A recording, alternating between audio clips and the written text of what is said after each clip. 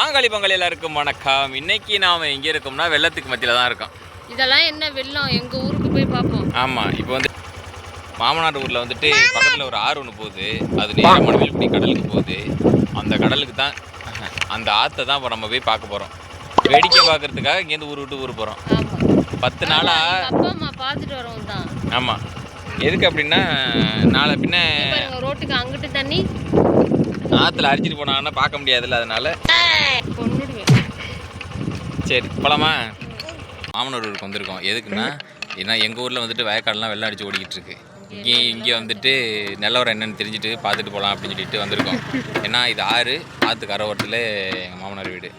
அப்புறம் வந்துட்டு நீங்கள் மக்கள் உங்களுக்குலாம் ஒரு குட் நியூஸ், அப்துல் கலாம் வந்துட்டு நம்மளை விட்டு போகல, இங்கே தான் இருக்கார்.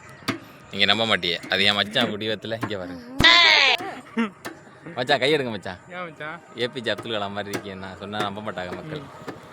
பார்த்துங்க, மச்சானை பார்க்கும்போது அடிக்கடி ஐயா அப்துல் கலாம் ஐயனே மன்னிச்சிருங்க, இருந்தாலும் உருவ ஜாடையில் அந்த ஹேர் ஸ்டைல்லாம் பார்க்கும்போது உங்கள் மாதிரியே இருக்குது.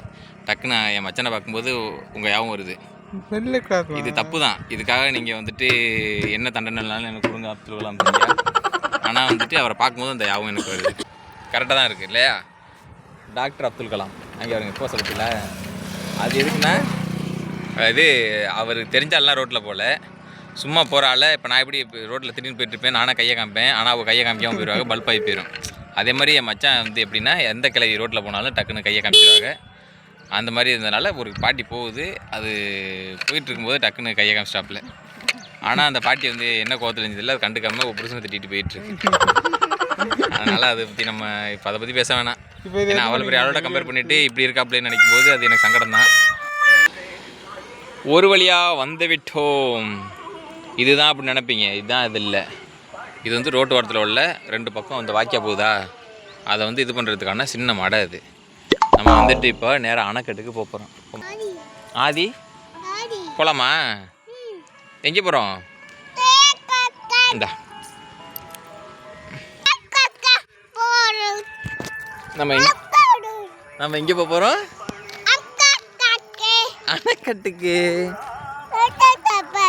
ஆமாம், அதுக்கு நம்ம பாலத்தை தாண்டி போகணும்.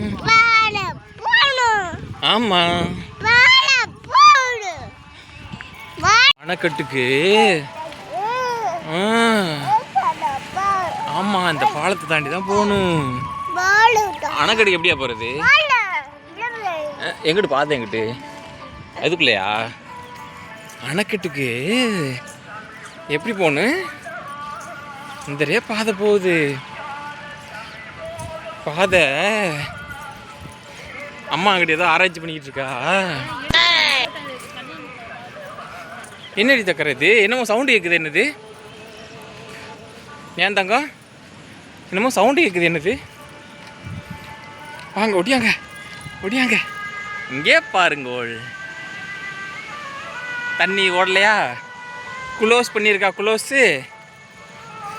இப்போ நம்ம மேலே ஏறினோன்னே சர்ப்ரைஸ். இங்கே பாருங்கோ, சறுக்குப்படி. ஆனால் கொஞ்சம் டேமேஜாக தான் இருக்கு. என்னப்பா நம்ம வந்து பார்த்து தானப்பா போகணும். என்னப்பா பார்த்து போனால் ஒரு சூப்பரான சர்ப்ரைஸான இடம் வந்துச்சுப்பா. எதை பார்த்து பயப்படுறான்னு தெரியல. இருங்க திருப்பி காமிக்கிறேன். என்னம்மா தெரியுதா? இங்கே பாருப்பா, இங்கே பாருங்க தண்ணி. அது பாலமா?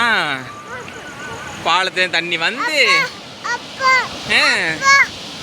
ஒன்றும் பயப்படாத போயிடுவோமா? எப்படி போது பாருங்க தண்ணி, நல்லா போகுதுல்லப்பா. போட்டு போல நம்ம அங்கிட்டு போல, நம்ம போயிடுவோம். உங்களுக்கு காமிச்சாச்சு, நம்ம கிளம்பிடுவோம். எவ்வளோ தண்ணி பார்த்தோம். அவ்வளோ தண்ணி ஓடிச்சு தானே. தண்ணி பழைய காலத்து மரம், ஆனால் இலைய தாங்கான. எவ்வளோ தண்ணி ஓடிச்சு? நிறைய தண்ணி ஓடிச்சுலப்பா. இதை விட கூட ஓடிச்சு தானப்பா. அவ்வளோதான் மக்களே, இந்த வீடியோ முடிஞ்சு. அடுத்து ஒரு சூப்பரான வீடியோவில் சந்திக்கும் வரை உங்களிடமிருந்து விடைபெறுகிறோம். நன்றி, வணக்கம். எங்கள் வீட்டில் எல்லா நாளும் கார்த்திகை, எங்கள் நிலவில் என்றும் இல்லை தேய்பிறை.